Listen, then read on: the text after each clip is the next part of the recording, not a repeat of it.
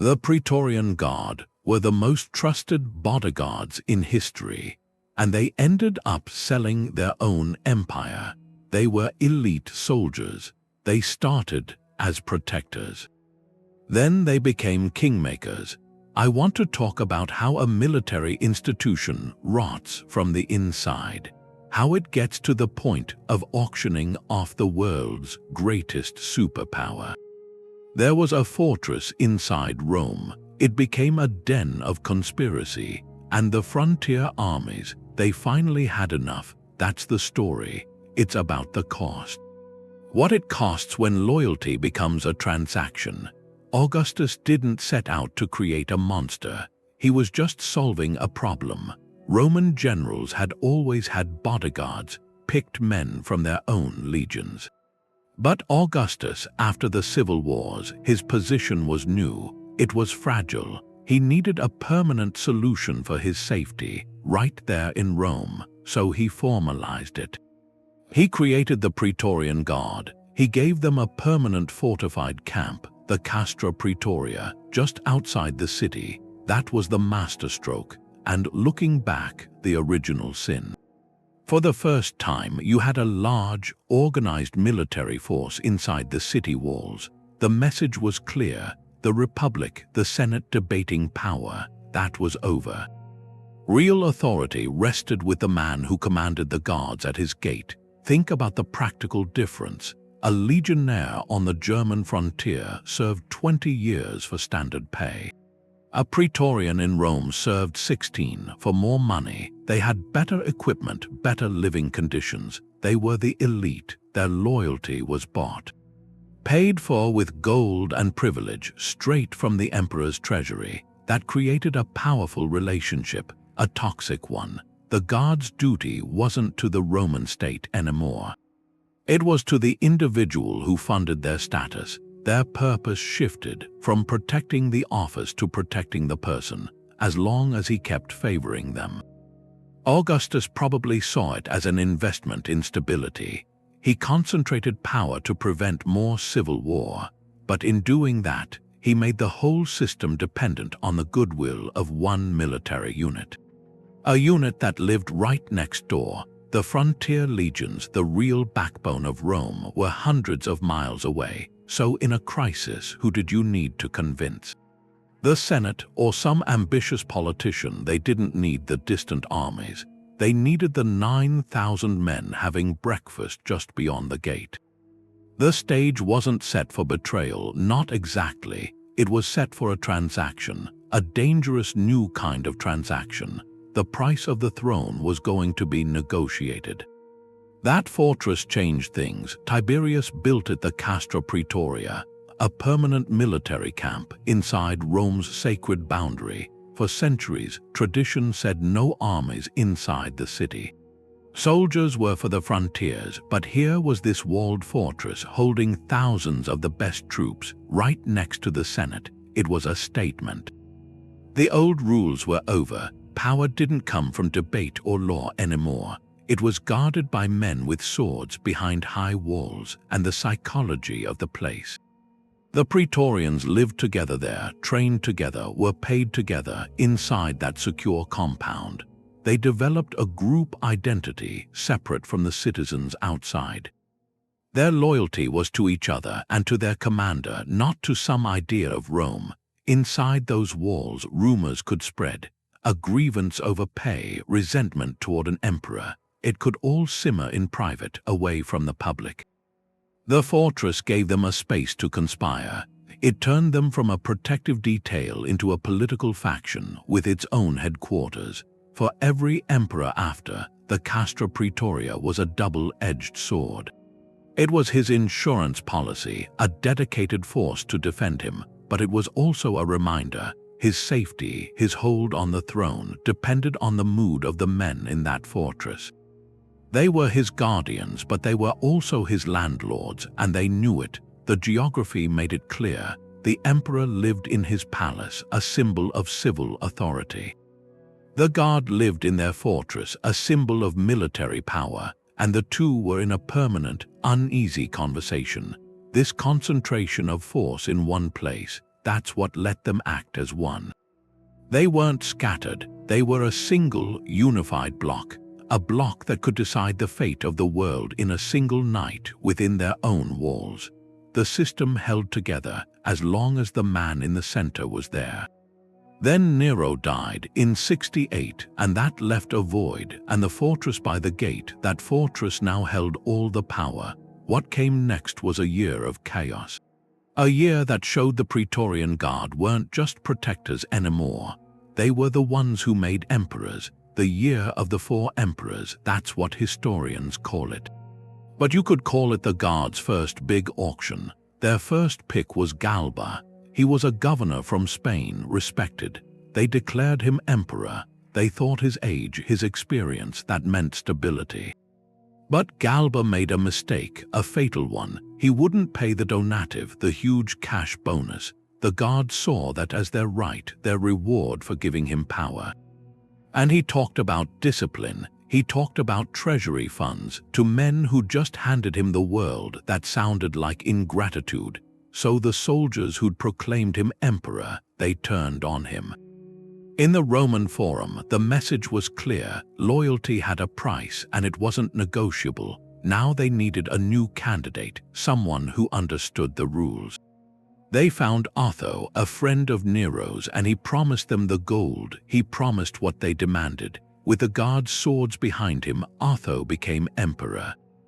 Just like that, in a matter of months, they'd shown a new formula, a terrifying one. They could crown an emperor, and they could remove one, not because of law. Not because of lineage, but based on a financial promise, whether it was kept. This period showed a shift, a fundamental one. For centuries, an emperor's legitimacy came from the Senate. Or from the frontier legions, the ones defending the empire. Now a new path to power had opened, and it ran straight through the gates of the Castra Praetoria. The real authority, it wasn't in the Senate House, it wasn't in the distant provinces, it was in the ability to pay the 9,000 men having breakfast in the fortress. The year of the 4 emperors, it wasn't just a civil war, it was a preview, a bloody preview of a marketplace where the greatest office on earth was sold. Sold to the highest bidder, with the Praetorian Guard as the auctioneers and the most dangerous bidders. The donative began as a custom. A new emperor takes power and he gives a cash gift to the troops. A bonus, a thank you, but with the Praetorian Guard this changed. It shifted. It became something else because the Guard understood their position. Their power to confirm an emperor, that power had a price, and that price was negotiable. Whenever the throne was vacant, their prefects would come forward. They were no longer just commanders, they were brokers. They would meet with the candidate, the senator who wanted the purple, and they would discuss terms. The donative wasn't a reward anymore. It was a fee, the admission price to the palace. Pay it, and the gates of their camp opened for you. Refuse, and you were alone with 9,000 men between you and the throne. It turned a duty into a contract. The oath to protect the emperor became conditional. It was only good as long as the payments continued. The relationship was corrupted from the start. Loyalty wasn't earned through respect. It was leased. It was bought with gold coins handed over in their fortress courtyard. Consider what that does to authority. The emperor wasn't a commander then. He was a client. His protectors were his creditors, and the debt was never settled because the next crisis meant they could ask for more. Another donative to keep their support. This financial leverage corrupted it all. It made the throne a commodity, something to be purchased. The qualities that should have mattered, skill, wisdom, lineage, they became secondary. The main question was liquidity. Could you pay? The Guard's loyalty went to the fullest purse, not the strongest claim. It created a twisted incentive. Ambitious men knew the path to power led through a deal with the prefects, not the Senate. The empire's stability was tied to the treasury and the whims of one unit. And each time this happened, the price increased. The Guard learned their service was the most valuable asset in Rome. Why accept a standard bonus when you could demand a fortune? Each succession became an auction with the future of the world as the prize. That old tradition of goodwill had become the mechanism of a quiet coup. Not fought with swords but negotiated with hands outstretched. This was how you bought an empire, not by conquering it but by renting its guards. The real power in the fortress wasn't the guards themselves. It was their commanders, the Praetorian Prefects. They were military officers officially, but in practice they became something else. They became shadow emperors. You have Sejanus under Tiberius. He commanded the guard. He moved them. He got all the cohorts concentrated into that one fortress, the Castra Praetoria. He built a network of informants. He controlled access to the emperor, controlled the information. For years, he was the gatekeeper to power. He used that to remove rivals. To consolidate influence, he nearly became co-ruler. He established the blueprint. The prefect's job wasn't leading soldiers. It was controlling the flow of power. That pattern repeated. A century and a half later, under the Severan dynasty, the prefects grew even more powerful. They weren't just military commanders. They were jurists, administrators. They ran the imperial bureaucracy, the state finances, the secret police. The office had evolved. It was the empire's chief executive office, second only to the throne, and that proximity was the ultimate temptation. A prefect had constant private access to the emperor. He knew the schedules, the weaknesses, the palace guard routines. He could orchestrate a change in leadership with terrifying efficiency, which is what Macrinus did. He was Praetorian prefect for Emperor Caracalla. In 217, on campaign in the east, he arranged Caracalla's assassination. In the chaotic aftermath, he didn't put forward another candidate. He put forward himself, Macrinus, a prefect, a man who had never been a senator, never commanded a legion in the field. He used his control over the guard to declare himself emperor. The ultimate corruption of the office, the bodyguard became the assassin, and then the successor. That's the deeper rot the structure created. The Praetorian Guard wasn't just a mob for hire. It was a sophisticated institution, an institution ambitious men could climb, and from the top, as prefect, you didn't just command 9,000 men. You held the keys to the entire empire. You could administer it, spy on its citizens, and if you chose, decapitate its leadership. The line between loyal commander and usurper became impossibly thin. Every prefect lived with that temptation, that path laid out by Sejanus and Macrinus. The system didn't just allow betrayal. It promoted the most treacherous to the positions where betrayal was easiest. The fortress by the gate didn't just house soldiers. It incubated the very men who would learn to sell what they were sworn to protect. The final corruption, the point where the transaction became public, was in 193. Pertinax, an emperor who was honest, tried to fix the situation. He came into an empty treasury. He was aware the guard expected a huge payment for making him emperor. But he also knew the empire didn't have the money, so he offered a smaller amount, a reasonable one, and he spoke about bringing back discipline. To the Praetorians, this broke the contract. The man they just installed was lowering the price. In less than 3 months, guardsmen entered the palace and killed him. The throne was vacant again. This time, the men in their fortress decided to bypass the usual process of picking a successor. They chose to sell it. From behind their camp walls, they announced an auction. The item for sale was the Roman Empire. There were 2 bidders, both senators. One was Titus Flavius Sulpicius, the city prefect, and also the father-in-law of Pertinax. He was inside the camp, already negotiating. The other was Didius Julianus, a wealthy senator who ran to the gates when he heard the news. What happened next was surreal.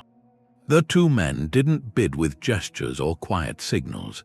They shouted their offers across the courtyard, each raising the price while the soldiers watched. Sulpicius named a large sum. Julianus offered more. It went back and forth, each promise of gold met by a higher one from the other side. The Praetorians in that moment weren't soldiers. They were merchants, and they sold their loyalty to the highest bidder. Didius Julianus finally won. He promised 25,000 sesterces to every guardsman. A staggering fortune. The gates opened, the soldiers proclaimed him emperor. He was taken to the Senate House, where a terrified Senate confirmed what the money had already decided. Consider the symbolism. The Roman Empire, built over 700 years, wasn't transferred by law or by war. It was bought in a shouting match outside a barracks. Ultimate power didn't lie with the Senate or the guards or even the frontier legions. It lay with the unit that physically controlled the city of Rome. And they had just shown that this power was for sale to anyone with enough coin. The news traveled. It reached the provinces. It reached the frontier armies led by hardened generals. In Britain, in Syria, along the Danube, these men heard that the Praetorians had murdered a decent emperor and sold his office to a rich senator. Their reaction wasn't just anger. It was a deep sense of betrayal. The real armies, the ones fighting the empire's wars and bleeding on its borders, saw the capital guarded by what looked like glorified mercenaries.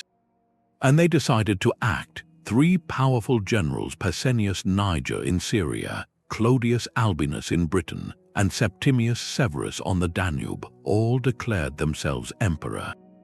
They turned their legions away from the frontiers and began marching on Rome.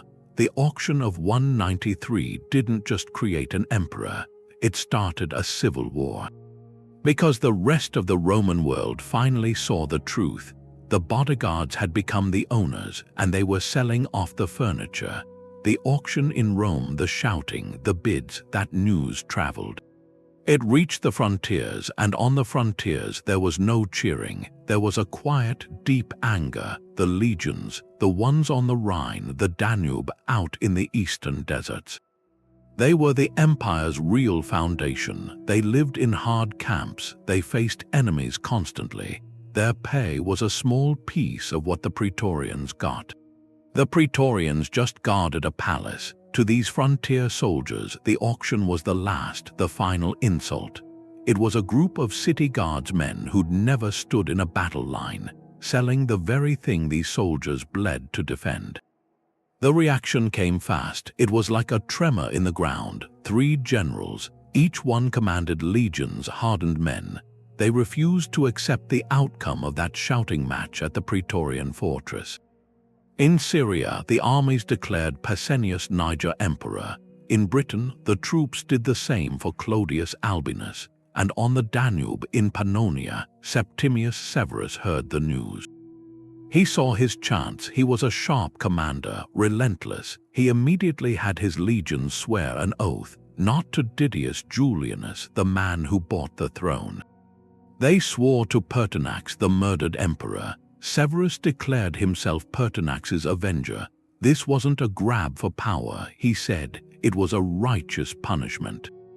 For the traitors in Rome, Niger and Albinus, they hesitated. They consolidated their positions. Severus didn't wait. He turned his entire Danubian army, seasoned men, tough men, used to brutal winters and constant war, and he started marching them straight toward Italy. His goal wasn't to negotiate, it was to dismantle the corrupt center.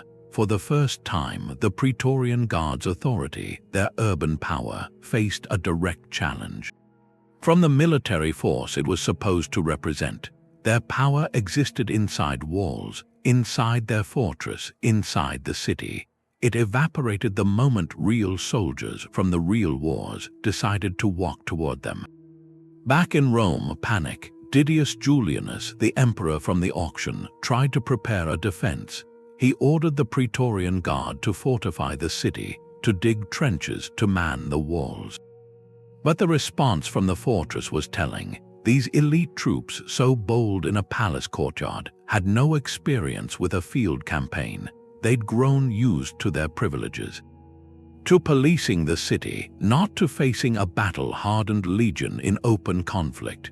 Their morale crumbled, they argued. They saw the approach of Severus's veterans not as a battle to be won, but as a death sentence. Severus played on this fear. As he marched, he sent letters ahead, not to the Senate, directly to the Praetorian cohorts. He promised them safety. He promised a pardon. All they had to do was one thing: hand over the men who killed Pertinax. He cleverly separated the rank and file guards from their officers, the ones who instigated the murder and the auction. He offered the soldiers a way out, a return to duty under a strong, legitimate commander. The unity of the fortress, that carefully cultivated identity, began to fracture.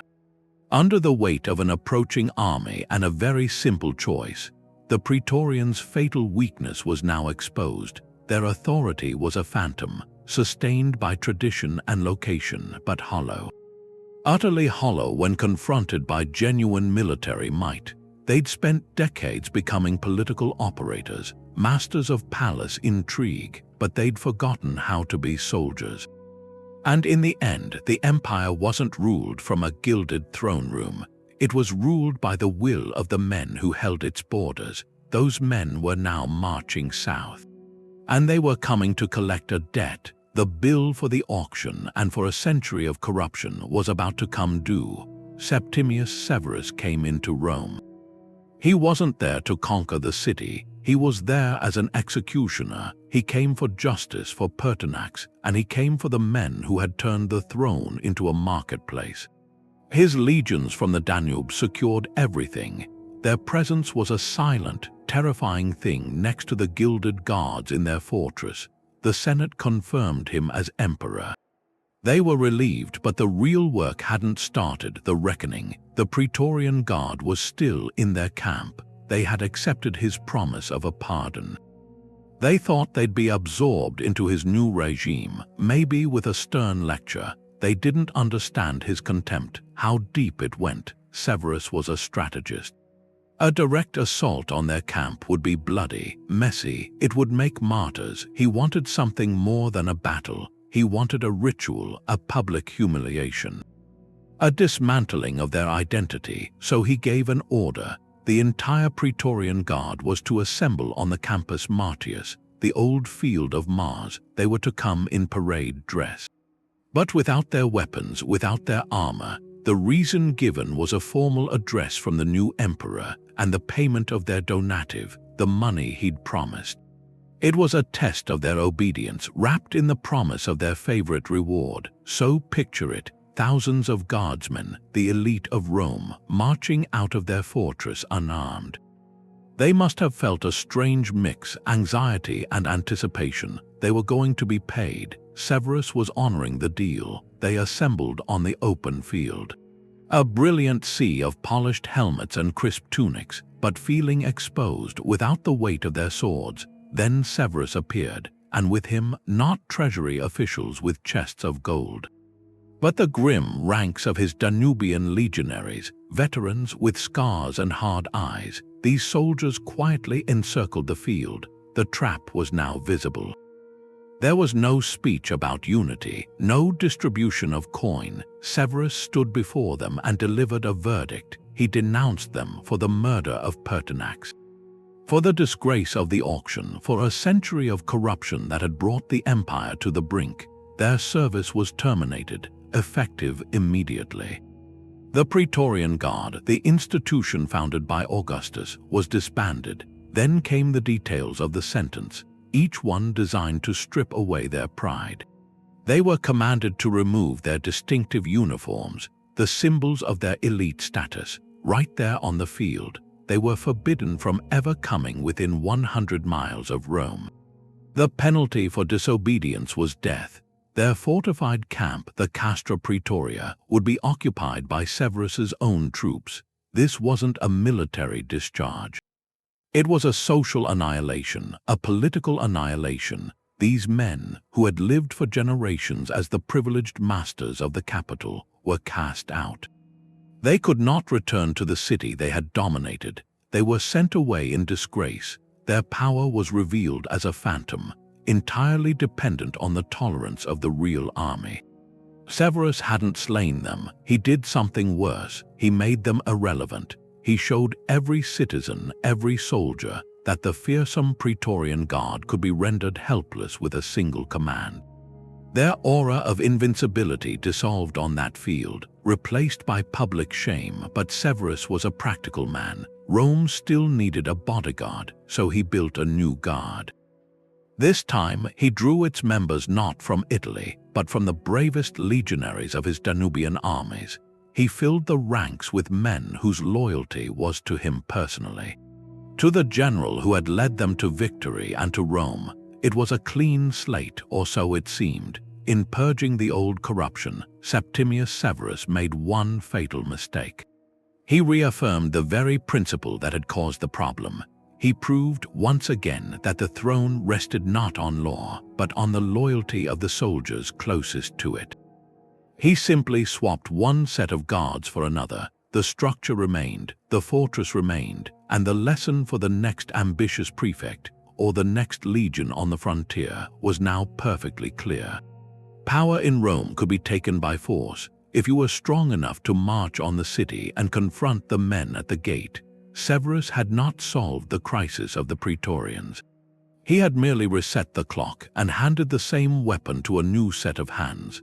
Severus tore down the old guard, but he kept the idea. An emperor still needed a shield. The problem wasn't the shield itself, it was who held it, so he built a new one from different material. He didn't look to the towns of Italy, he looked to the camps along the Danube.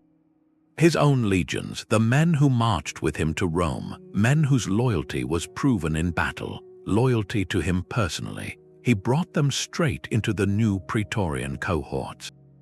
That broke centuries of tradition. For generations, serving in the Guard was a privilege, reserved for Roman citizens from Italy, a mark of elite status. Severus erased that. Now a soldier from the provinces, from the frontier, could wear the polished uniform, could walk the palace halls. In one move, he made the Guard a mirror of the army.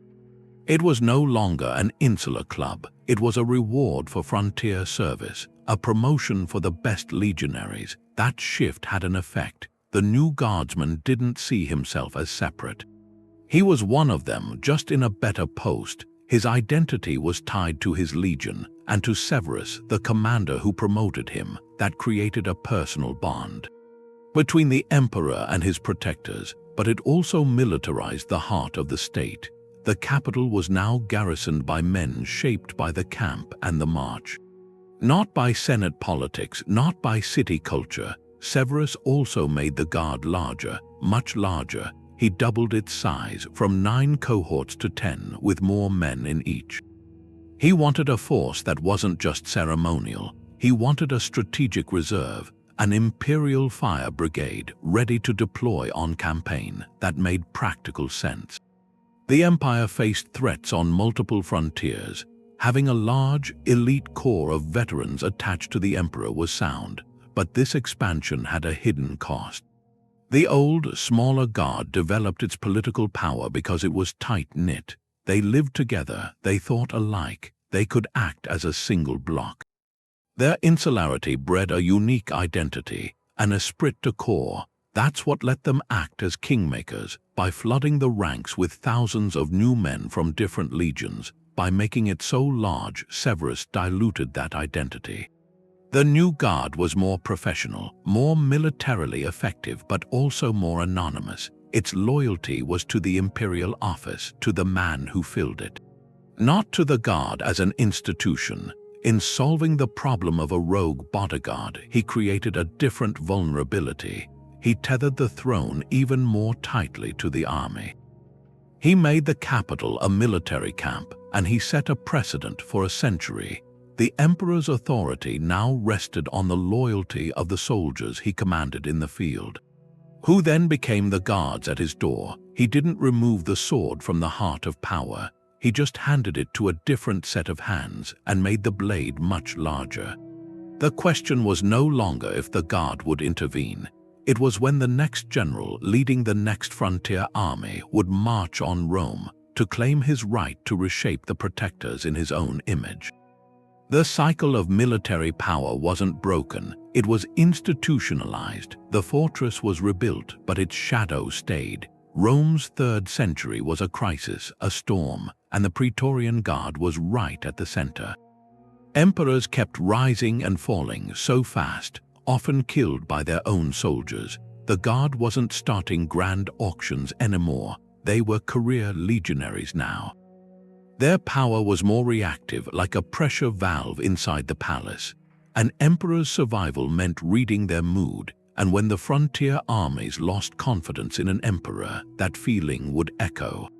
It echoed first in the corridors of the Castra Praetoria. There was the young emperor Elagabalus. He was a teenager. His reign was all religious controversy.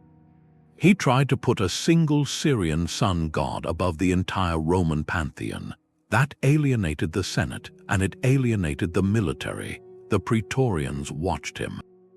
He neglected his duties. He preferred religious ceremonies over military administration. To soldiers, men built on discipline and tradition, this looked like neglect. A profound neglect. Their loyalty was always conditional, and now it evaporated. In the year 222, they turned on him. Elagabalus and his mother were attacked and killed by the Guardsmen. Then the Praetorians proclaimed his cousin emperor, Alexander Severus. This wasn't a sale for gold. It was a removal, a correction. The Guard was enforcing military opinion. They removed a leader whose behavior they saw as destabilizing to the very empire they were supposed to protect. Alexander Severus learned from that.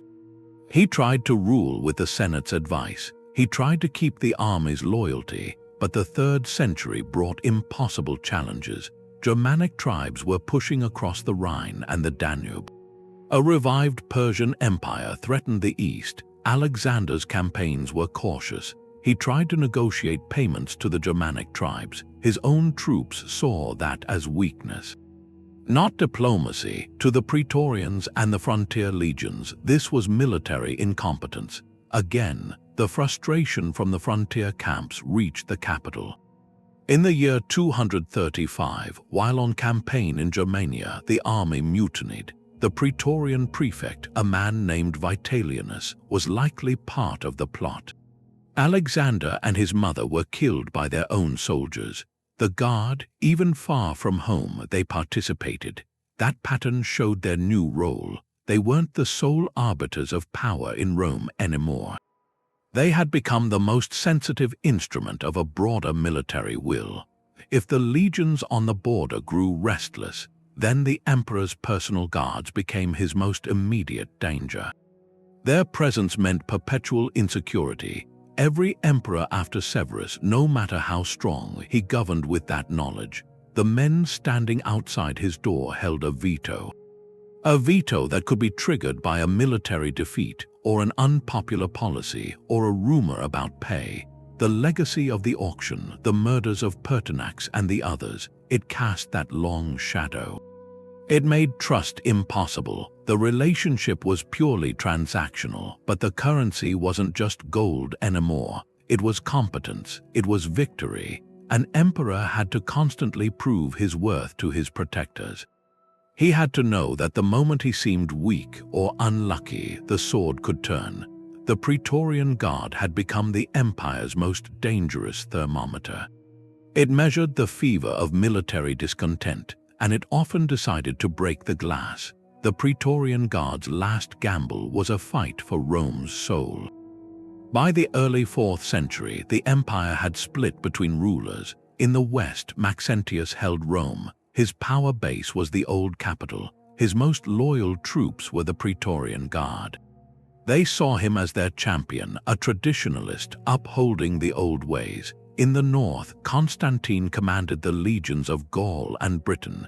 He was a reformer looking to the future. Their clash was inevitable, and the Praetorians placed their bet. They threw their full support behind Maxentius. That choice would seal their fate. The two armies met at the Milvian Bridge, north of Rome, in the year 312.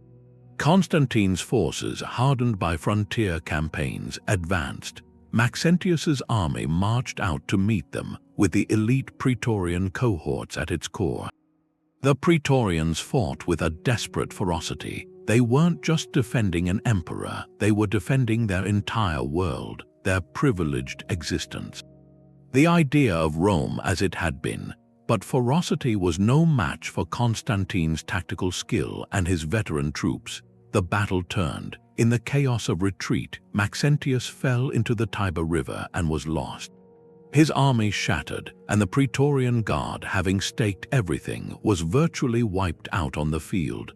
Constantine entered Rome as its conqueror. He looked at the institution that had fought so fiercely against him. He saw more than a defeated military unit. He saw 3.5 centuries of political poison. A nest of rebellion that had murdered emperors, auctioned thrones, resisted authority for generations. They were also a symbol of the old pagan order he was leaving behind. An order he was replacing with a new Christian vision. Their continued existence was a threat, so Constantine made a decision of stunning finality. He did not reform them. He did not purge their ranks, he erased them. The Praetorian Guard was permanently disbanded.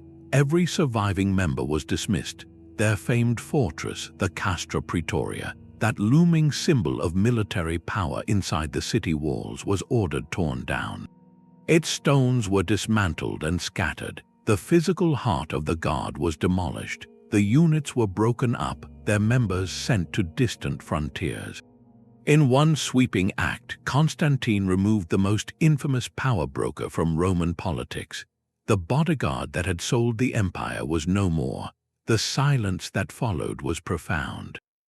For the first time since Augustus, Rome had no dedicated imperial guard living within its walls. The palace was protected by new units like the Scoli Palatini. They answered directly to the emperor, part of a mobile field army, not tied to a single location. The cycle was broken. The dissolution in 312 wasn't just a military reorganization. It was a symbolic end. An end to the idea that a small, privileged group inside the capital could hold the state hostage. Constantine's action declared that real power now flowed from the emperor and the broad support of the frontier armies. Not from a compact with the guards at the gate. The Praetorian Guard's 350-year journey from protector to proprietor was over. Its final chapter was written in the dust of its own demolished fortress. Constantine had the Praetorian Guard disbanded, but he also had their fortress dismantled, the Castra Praetoria. It was taken apart stone by stone. That place had stood for 300 years.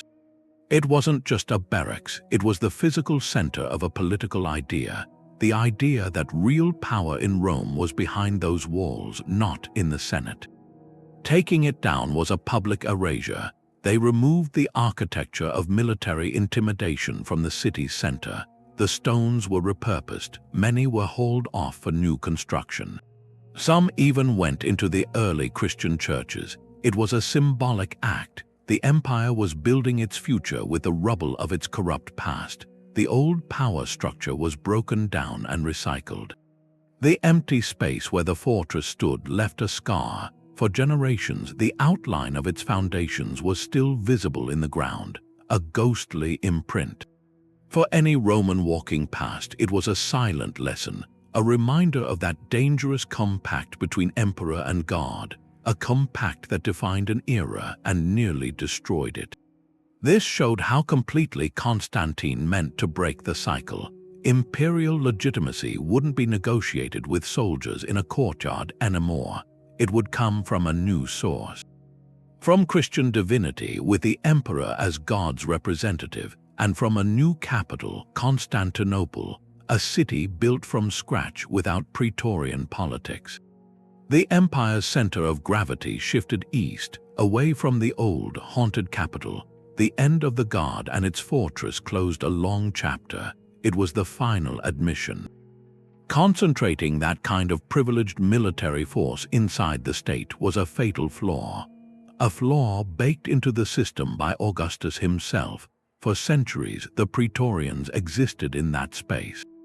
Between personal bodyguard and political kingmaker, Their story is a lesson in institutional decay, how a force created for stability becomes the greatest source of instability. How loyalty, when monetized, becomes a commodity. How the men hired to protect the throne become its most credible threat. Their legacy is a warning. A warning about the corruption of proximity to power, a lesson written not in scrolls but in the stones of Rome, then scattered to build something else. The Janissaries came later, centuries after Rome. They were the Ottoman Empire's elite guard, started as slave soldiers taken from Christian families, converted, trained from childhood. Their loyalty was meant to be absolute to the Sultan, and for a long time they were the empire's finest infantry, but then they changed. They gained political influence. They got the right to marry, to run businesses. Their loyalty became conditional on payments, on privileges. By the 17th century, they were a faction. They could depose sultans. Their end only came when a sultan, Mahmud II, had to bombard their barracks with cannon to disband them. It's a pattern. An elite military unit created for protection becomes a state within a state. Then there were the Varangian Guard, the personal protectors of the Byzantine emperors in Constantinople. Recruited from Norse warriors, later Anglo-Saxons outsiders with no local ties, prized for that fierce loyalty. For a long time they were the reliable sword. But even they got drawn in. Byzantine court politics grew complex. In succession crises, their support became crucial. They never staged an auction like the Praetorians. But their presence, their reputation, gave them a quiet leverage. Their loyalty was a pillar of the throne, but it was a pillar that could be leaned upon. What sets the Praetorians apart is the brazenness. The Janissaries gained power, the Varangians had influence, but the Praetorians in 193 took that final step. They monetized loyalty completely. They didn't just influence the choice behind closed doors. They stood before their fortress walls and sold the title.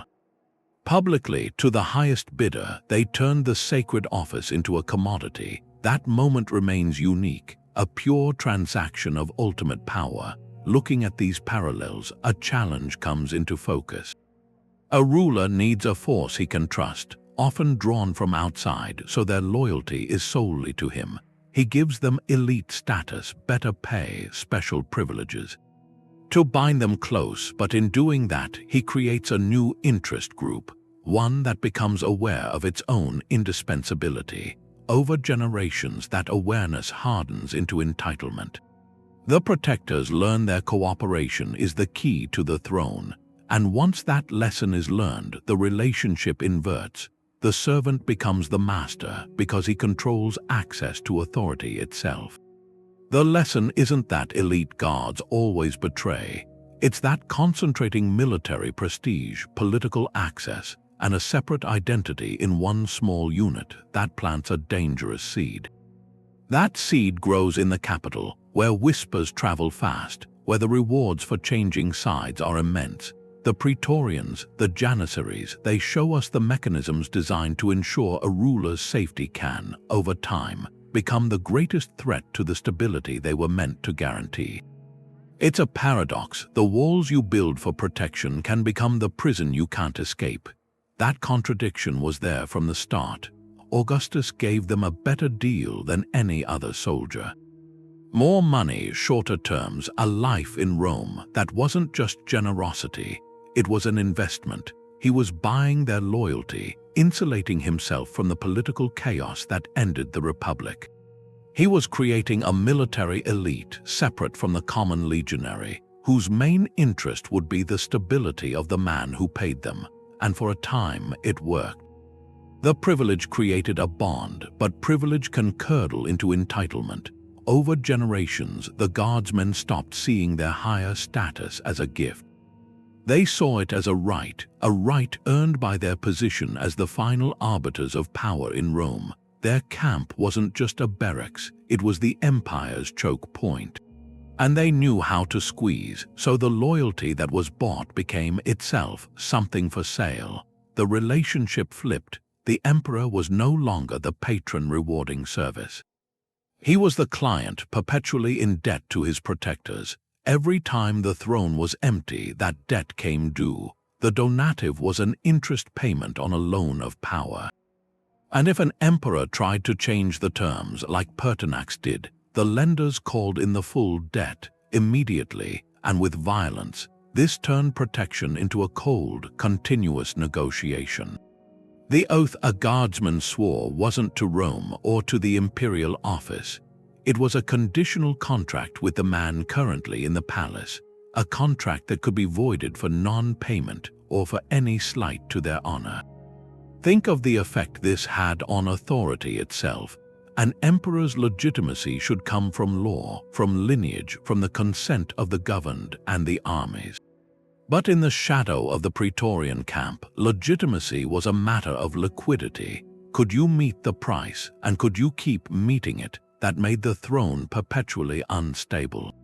Because the price only went up, each transaction taught the guard that their cooperation was the most valuable commodity in the empire. Why settle for the standard rate when you could demand a fortune? The system Augustus designed to eliminate threats had, over time, engineered the perfect threat.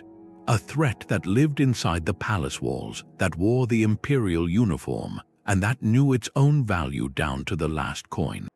The ultimate betrayal wasn't a sudden act of treason. It was the slow, institutional realization that duty could be outsourced to the highest bidder. The seeds were planted with the first extra coin, and they grew into a forest that eventually strangled the very throne they were meant to shelter. The wealth came from somewhere. Those mountains of gold in the Praetorian fortress, they didn't just appear. They came from the imperial treasury, and the treasury was filled by taxes. Taxes from farmers in Gaul, from merchants in Syria, from miners in Spain.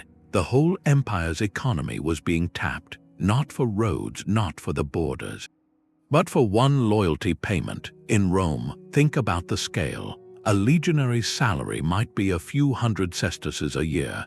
The winning bid at the auction of 193, that was 25,000 sesterces per guardsman.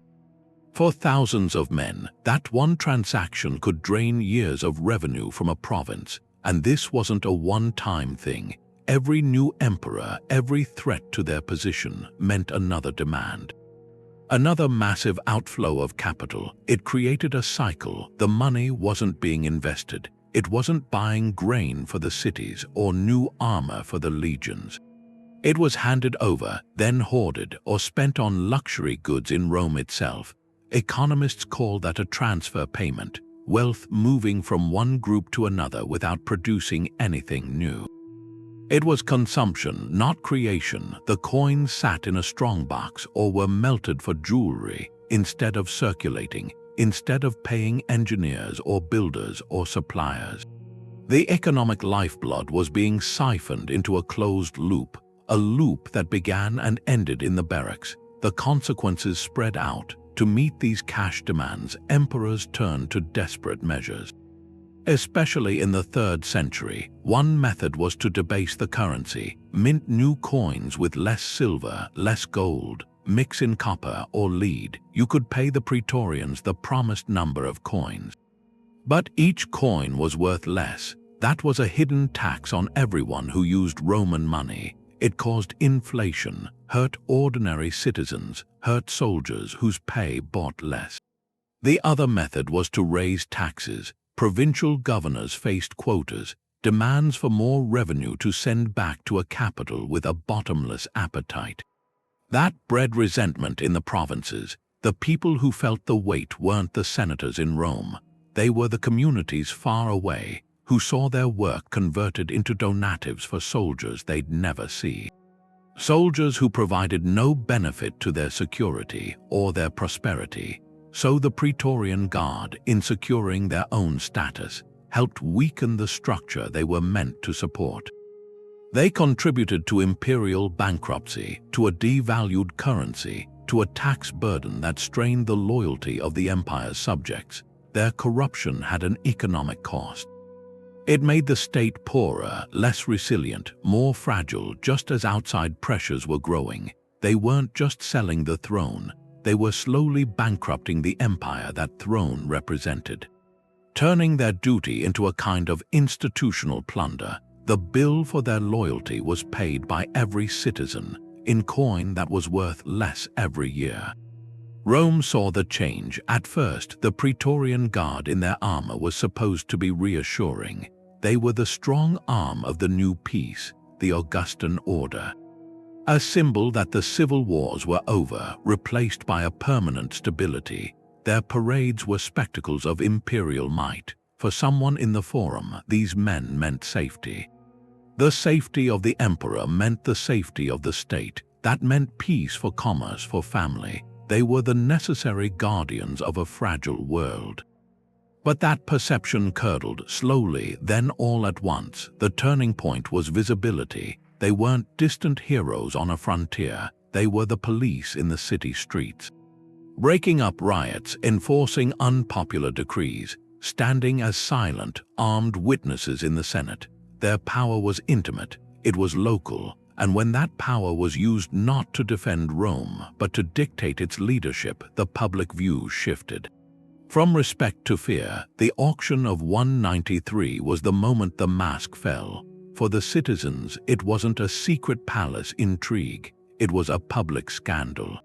The news spread through the markets, the bathhouses, the tenements. The throne had been sold in a shouting match. The sacred office of the emperor, the princeps, treated like a piece of property at a slave market. And the men conducting the sale were the ones sworn to protect it. The contempt was palpable. Here were the highest-paid soldiers in the empire, living in luxury inside their fortress, demanding a king's ransom just to do the job they were already paid to do. They weren't protectors anymore. They were extortionists in uniform. The historians who lived through it, Tacitus, Cassius Dio, their writings drip with disdain.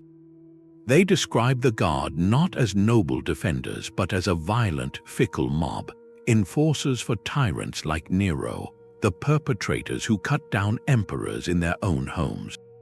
In the public eye, they were utterly self-serving. Their loyalty was a weather vane spinning with every gust of political wind or promise of gold. This violated the core Roman virtues. Fides and disciplina, faithfulness and discipline, the bedrock values of the legionary on the frontier who held the line for 20 years, the Praetorian seemed to embody the opposite. Faithlessness, indiscipline, his oath was written on a ledger, not in his heart. Their economic impact fueled the resentment, the colossal donatives. The debased currency, the tax burdens, the common Roman felt this, the baker, the carpenter. They paid more for bread with coins that were worth less, and they knew a portion of their labor was being funneled directly into the coffers of the Castra Praetoria. The Guard wasn't just a political problem. It was a parasitic drain on the very people it was meant to serve, consuming the wealth of the empire without producing anything in return but instability. So their presence in the city became a daily insult, a reminder that traditional Roman government, the Senate and the people, was a hollow shell. Real power lived behind those high walls, with men who cared nothing for law or tradition, only for their own privilege. They were an occupying force in their own capital. The fear they inspired wasn't the healthy fear of lawful authority. It was the anxious, simmering fear of a capricious power. A power that could change the ruler of the world on a whim, and that might turn its swords on the populace if the mood struck. In the end, the transformation was complete. From the shields of the empire, they had become its leeches. Their powerlessness showed in the Senate. The Senate was the most respected body in Rome, the ancient heart of the Republic. And it became a rubber stamp. Senators wore their togas of authority, but the real decisions were made in a military camp. Their relationship with the Praetorian Guard was a dance of fear. Forced compliance. The Senate had the constitutional right to confer imperial power, the auctoritas. But that right meant nothing when the man being presented was already standing in the forum, surrounded by armed guards who had just murdered his predecessor. To refuse was to invite those swords into the Senate House, so they ratified, they confirmed Galba, then Otho, then Vitellius, all in that chaotic year. They confirmed Didius Julianus, the winner of the auction, a man they privately despised. Their proclamation wasn't an endorsement, it was survival, a performance to legitimize what violence had already decided. The ceremony became hollow, a grim pantomime where senators played their parts knowing the audience held daggers, but complicity ran both ways. Not every senator was a helpless victim. Some saw the new rules and decided to play. Didius Julianus is the clearest example. He wasn't a military strongman. He was a wealthy senator who heard the bidding was open and literally ran to the Praetorian camp to place his offer. He participated in the corruption. He treated the highest office as a private acquisition. Other senators, less brazen, still maneuvered. They cultivated friendships with Praetorian prefects.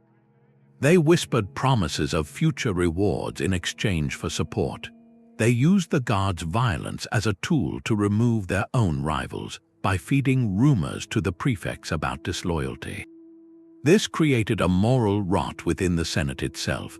The body meant to uphold law and tradition was now infested with men who saw the military as the fastest path to power. It eroded the very idea of civilian governance. Why debate policy in the Senate when the real authority was a conversation between an ambitious senator and the commander of the Castra Praetoria? The Republic's old virtue of service through debate and election was replaced by the imperial reality of patronage, military backing. The Senate's weakness was a symptom of something deeper. The values that built the Republic, shared governance, civic duty, the rule of law, were crumbling under a system that concentrated all power in one man. And thus in the men who controlled access to that man.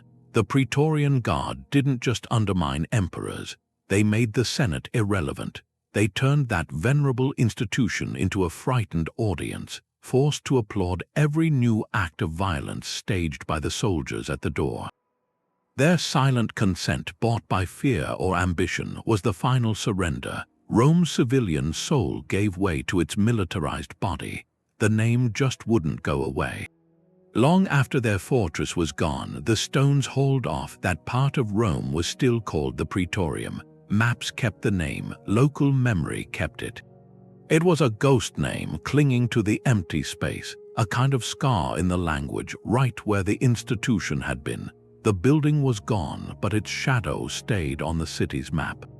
And then the word itself got out. It left Rome. It entered the language of politics, of power, as a permanent metaphor. To call something Praetorian, it stopped being a simple historical reference. It became a warning. It described any elite guard, any security force that grows too powerful, too privileged.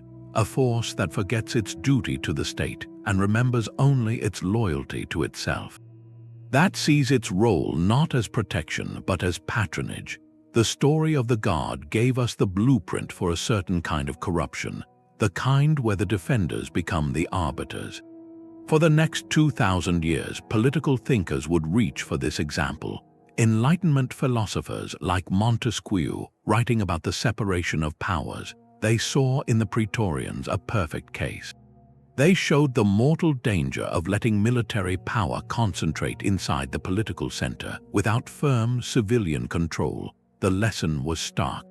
A professional military is essential. It defends the state from outside enemies. But when that military, or a privileged part of it, is stationed at the very heart of government, its loyalty can shift. It shifts from the institution to the individual, or to its own corporate interest. The Praetorian story showed how that shift happens, not always in a dramatic revolt, but in a slow, quiet series of transactions, where service becomes a service fee. That cautionary tale still echoes in modern discussions about military juntas, or the political influence of security agencies, or the dangers of a politicized police force. The ghost of the Castra Praetoria is often there. When analysts worry about a state's armed forces becoming a state within a state, they're speaking the language of this ancient dilemma. The question stays timeless. How does a society keep a force strong enough to protect it without that force becoming strong enough to control it? The Praetorians answered that question in the worst possible way. They gave us a negative example for the ages. Their legacy isn't in monuments, it isn't in ruins, it's in a word, and in the persistent, uneasy idea that word carries. A reminder, the most dangerous threats to authority are sometimes the ones hired to stand at its door, when the line between guardian and gatekeeper finally vanishes. The Castra Praetoria, its shadow goes well beyond the ancient world. That pattern, the elite protector who turns into the political gatekeeper, it repeats. It's a kind of blueprint for institutional failure. You see it in palace guards, the Janissaries, imperial guards across dynasties, their rise and fall. But it's not just the past, it gives you a lens for a certain modern fragility, where the instruments of security start to shape the state they're supposed to serve.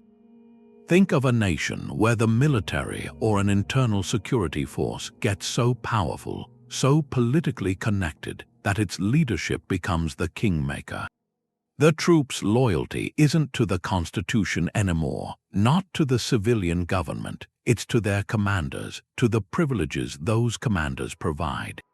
And that creates a closed loop. State resources get diverted to maintain that elite group's support, like the imperial treasury drained for Praetorian donatives. The public good becomes secondary to the corporate interest of the security apparatus. That's the core of the warning when you create a privileged class inside the state structure. Its interests can drift slowly away from the nation it was built to defend. You see it in the mechanics of a modern coup. It's rarely the whole army rising up. It's usually a small, elite unit, the Presidential Guard, a Special Forces Brigade, an intelligence service with its own armed wing. They have the proximity, the loyalty to their own leaders, the operational capability to seize key institutions. Fast, they're the modern equivalent, the cohort at the palace gate. Their decision to act or not to act decides a government's fate. Their loyalty in that moment is the commodity, the thing being traded. It might be traded for promises of power, for budget increases, for immunity from prosecution. The transaction isn't usually an open auction, but the principle is familiar, hauntingly familiar. Even in stable democracies, the cautionary tale resonates. In discussions about politicization, when law enforcement or intelligence bodies are seen as serving a political faction, not the rule of law, public trust evaporates, the institution's credibility, its reason for existing gets corrupted. It becomes a tool for consolidating power. Not a guardian of public safety, that's a softer form, more legalistic, but it's the same divergence, where the institution's mission shifts from serving the state to serving the individuals currently in charge. So the Praetorian legacy isn't a prediction of collapse, it's a map of vulnerabilities. It shows the pressure points in any system where power is concentrated. It reminds us that the safeguards aren't just strong institutions, they're clear lines, unwavering civilian control, transparency, a culture where duty to the public good comes first. Above loyalty to a person or a paycheck, the final question the Praetorians leave us with isn't about Rome, it's about any society, in any era.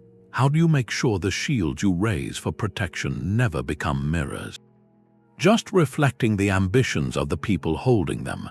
The popular version of the Praetorian Guard is this sleek, menacing symbol. You see it in films and games.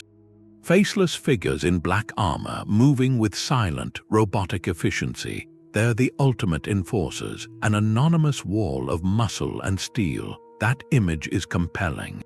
It sells tickets, but it covers up a much more interesting and dangerous truth. The historical Praetorian Guard wasn't a unit of silent, perfect killers.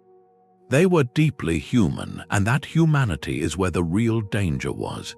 They were elite soldiers, sure, trained and equipped to a high standard, but they were also politicians in uniform. Negotiators, men who understood their leverage and weren't afraid to argue about it openly.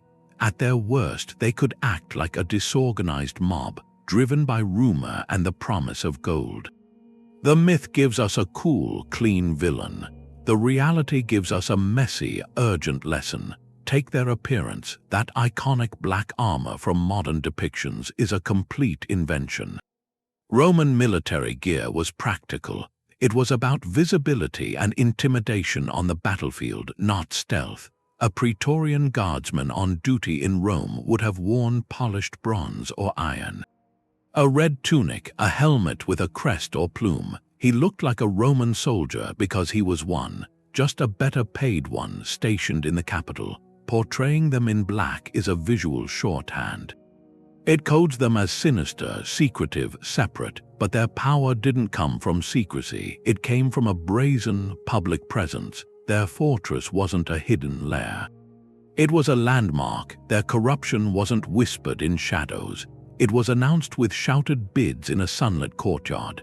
The myth of the silent enforcer makes their betrayal feel like a covert operation.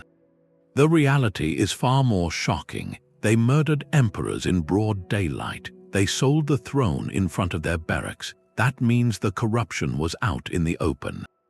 An accepted part of the system, this gap between symbol and substance matters. When we fixate on the myth of flawless, faceless warriors, we miss the core scandal.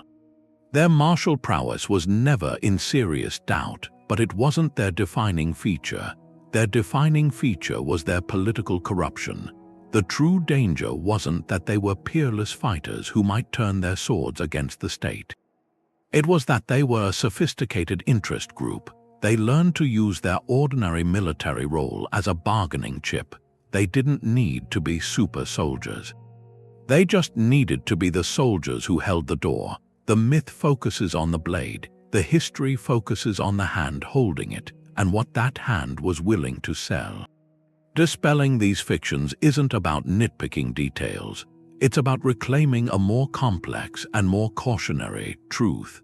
A story about perfect, evil gods is a simple fantasy.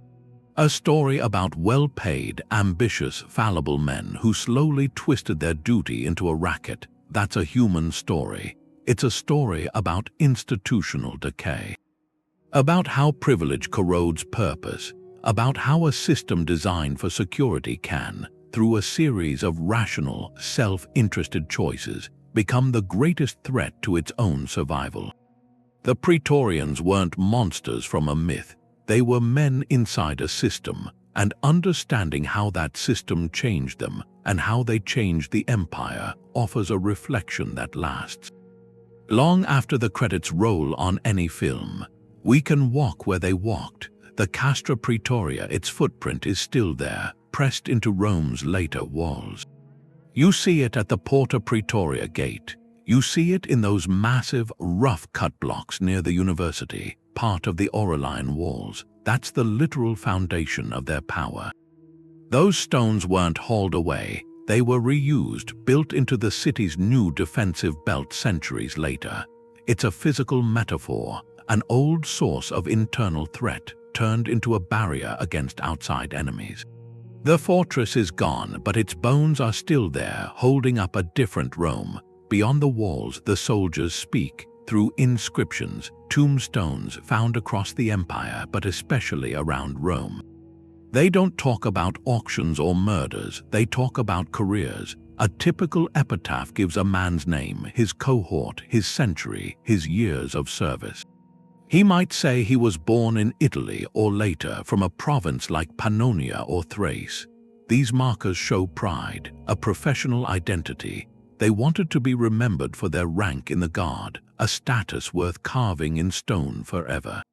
This is the human scale, far from the grand stories of betrayal. These were individuals who saw their service as honorable, a lifetime of duty that earned them a decent burial, a permanent record. The literary sources from senators like Tacitus give us the political scandal, the stones give us the career soldier, then there's the money. Coinage is cold, hard evidence of their financial weight. After the year of the 4 emperors, the new Emperor Vespasian minted coins, not celebrating a military victory, but commemorating the loyalty of the armies. Specific coins honored the Praetorian cohorts.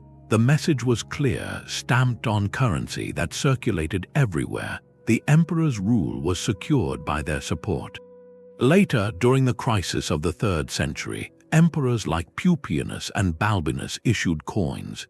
They urgently proclaimed the harmony of the Praetorians and the people. This was propaganda in metal, a desperate attempt to buy stability by advertising a unity that often didn't exist. When you hold one of these coins, you're holding the substance of the donative. The very medium of the transaction that propped up a throne. These physical traces, the recycled walls, the proud tombstones, the propagandistic coins, they correct the record. They add dimension. The senatorial historians had an agenda. They painted the guard as a monstrous, fickle mob. The archaeology shows a complex institution. It shows the bureaucratic machinery, the cohorts, the centuries, the specialized roles. It shows the social mobility, a soldier from a provincial village earning citizenship, status, a fine monument through his service. It proves the staggering economic weight they carried, measured in tons of silver and gold. The silence of these objects is powerful. They don't argue. They don't moralize, they just attest to a reality that lasted centuries, a reality where a group of several thousand men lived in a specific fortress, followed a clear chain of command, and gathered enough collective power to shape the destiny of the Western world. The stones and coins are the quiet, undeniable witnesses. They tell us that for all the dramatic stories of palace murders and open auctions, this was also just a job. A very, very powerful job. A single guardsman wasn't usually thinking about treason. His reasons were more personal. He'd been recruited from a legion, probably for his size, his strength, his clean record. And then he arrived at the Castra Praetoria. It was a different world. He'd left a frontier fort for a fortress in the capital. His pay doubled. His service term was shorter. He wore a special uniform. He walked the same streets as senators. This wasn't just another posting. It was a promotion into a separate class. That elite identity started from the very first day. Every citizen who stepped aside for him reinforced it. Every merchant who charged him extra, knowing he could pay. He wasn't just a soldier anymore. He was a Praetorian. That name meant something. It shaped how he saw everything, and that identity was tied directly to money. The donative wasn't just an occasional bonus. It was the rhythm of his career. Every imperial succession, every major anniversary came with the expectation of cash. It became a ritual, a core part of the contract. Over the years, that expectation hardened. It became an entitlement. The gold wasn't a gift for good service. It was a right, something owed to them just for being there. Their privileged status was something they felt they'd earned. So an emperor who questioned that, someone like Pertinax, he wasn't just being frugal. He was breaking a fundamental promise. He was devaluing their entire identity. Inside the fortress walls, that mindset got louder. The Castra Praetoria was a closed society. Thousands of men lived there, trained there, spent all their time together. Mostly isolated from the civilians of Rome, information was controlled. Gossip and rumor spread fast in a place like that. Dissent against the group consensus was dangerous. Not from the officers, but from your peers. The pressure to conform, to stand with your century and your cohort, was immense. So when a prefect or a charismatic tribune started murmuring about a change in leadership, framing it as necessary for the empire, or more likely, necessary for their pay, resistance was difficult. To object was to stand against your brothers, your messmates, the men who shared your elite status. So when the call came to act, the individual guardsman faced a brutal choice. On one side was his original oath, a distant abstraction sworn to an imperial office. On the other was the immediate reality, his comrades arming themselves. The persuasive words of his commanders, the tangible, glittering promise of a life-changing amount of gold. The group momentum was overpowering. In that heated moment, betrayal wasn't framed as treason. It was reframed as collective action, as enforcing the contract, as claiming what was rightfully theirs from an ungrateful or illegitimate ruler. The original duty of personal loyalty got buried. Buried under the weight of group identity, financial expectation, and the powerful need to not be the one who stood apart. That transformation explains it. How ordinary men sworn to protect could become the agents of murder and auction. It wasn't that every guardsman was inherently corrupt. It was that the system around him, the elite status, the conditioned greed, the insular groupthink, it carefully dismantled his individual moral compass and replaced it with a corporate one.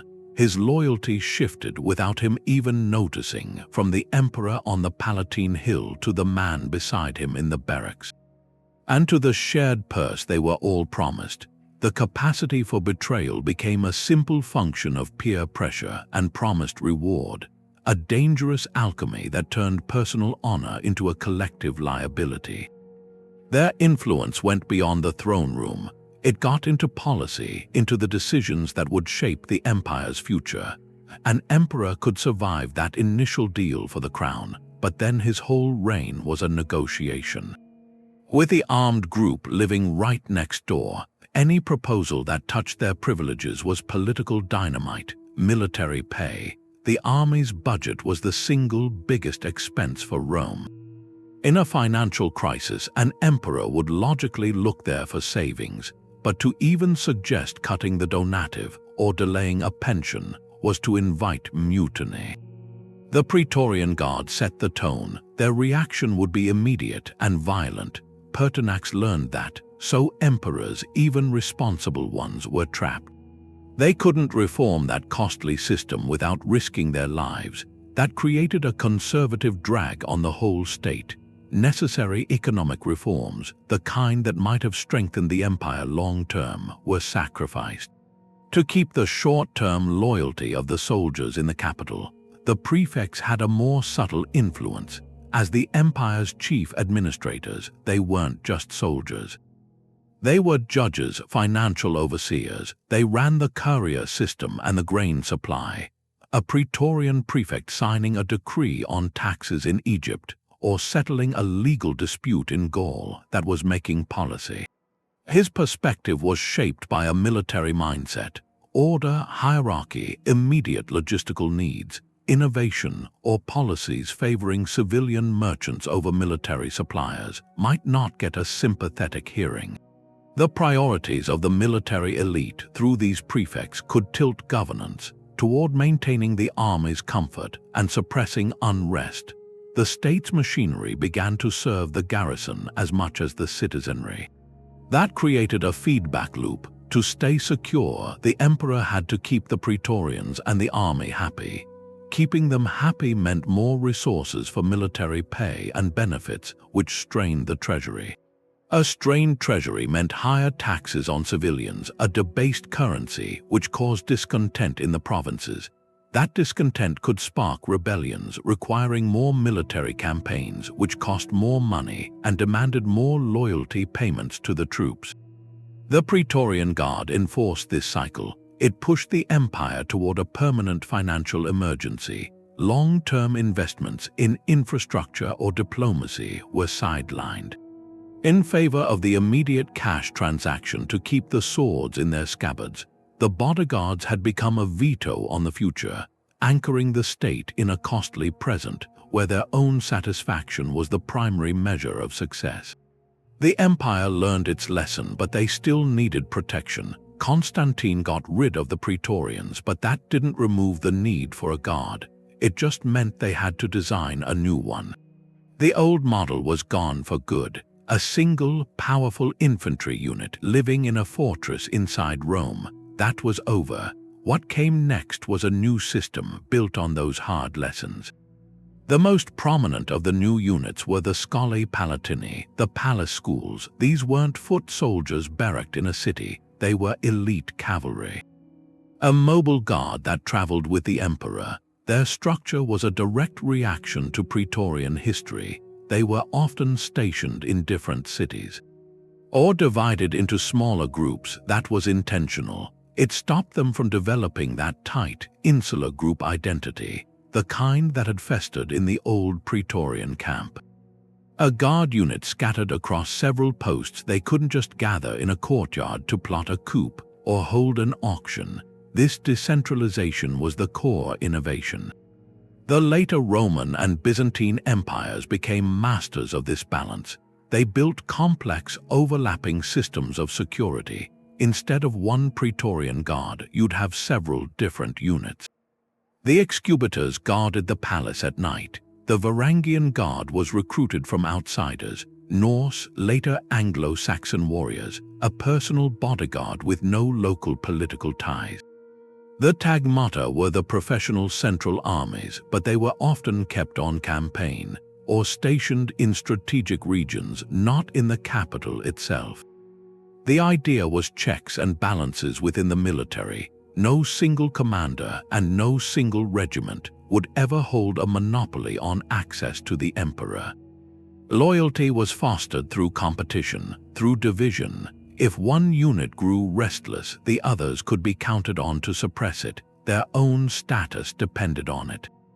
This Byzantine system was sophisticated, but it wasn't foolproof. It could lead to bureaucratic inertia or rivalries that paralyzed decision-making. Still, for centuries, it largely prevented a repeat of the Praetorian catastrophe. The throne was no longer at the mercy of one organized block of disgruntled guardsmen. Living right next door, the lesson had been learned, if imperfectly. The solution was to fracture military power at the center, to make conspiracy difficult, to make collective action nearly impossible. It acknowledged a grim truth about concentrated force, that the very instrument crafted for safety, if left undivided and unsupervised, it could become the greatest threat of all. The ghost of the Praetorian Guard shaped security doctrine for 1,000 years, a silent advisor, whispering the price of trust from inside the palace walls. The Praetorian Guard lasted 350 years, from Augustus to Constantine, and their story is about institutional decay, a structure built for security that becomes the source of its own collapse. They weren't storybook villains, they were men, soldiers, given elite status, better pay, a fortress in the heart of Rome, and in that environment their sense of duty warped. It became a sense of entitlement. Their loyalty was the empire's most vital commodity, and over time it became something to be priced, bargained for.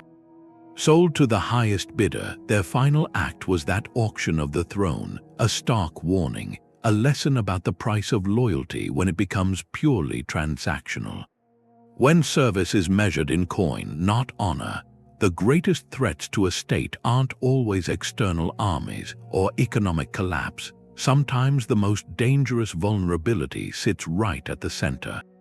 In the armed group hired to defend it, a group that learns its cooperation isn't a duty, it's a lever, and levers exist to be pulled for the right price. This pushes us to a difficult question, one that echoes beyond the ancient world. Who guards the guardians? In any society, we create institutions of power for protection. Police, military, intelligence agencies, their strength is necessary, but that strength has to be balanced by principles, by transparency, by a loyalty to the law and the public good first. Not to a person or a faction or a paycheck. The Praetorian saga shows the slow path when those safeguards erode, when an institution's own corporate interest overshadows its founding mission. From protector to auctioneer, it's an arc that makes you consider power structures in our own world, not for simplistic parallels, but to see the enduring principles at stake. How do we ensure the shields we raise for collective safety never become mirrors, reflecting only the ambitions of those who hold them? Rome paid a colossal price to learn that lesson. Their story is etched in stone and coin and blood, a reminder the cost of corrupted loyalty is never just gold. It's the stability of everything it was meant to defend.